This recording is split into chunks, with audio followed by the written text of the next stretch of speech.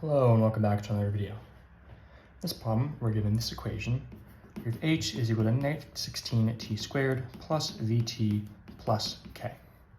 We're asked which of the following gives v in terms of h, t, and k. We don't actually have to pay any attention to what these variables mean. We just have to solve for v in this equation. So getting v alone, we can do that by adding 16t squared to both sides and subtracting by k, because that means these terms will cancel out.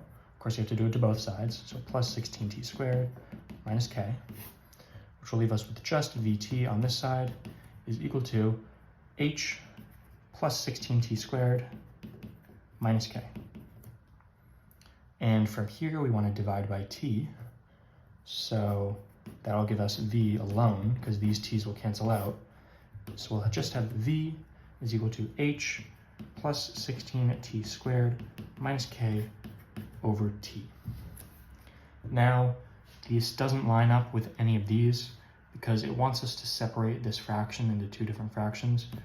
So this is going to be equal to h minus k over t plus 16t squared over t.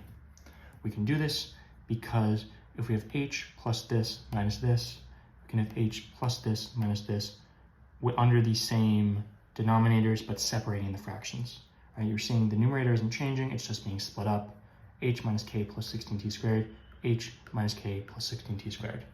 And the reason we did this is because this is going to stay the same, but this, if we have t squared over t, this t cancels out, that one becomes just normal t, and we're left with 16t, which I'll just rewrite.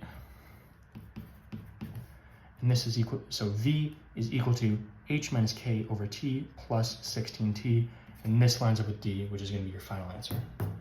As always, thank you for liking and subscribing, and I'll see you in the next video.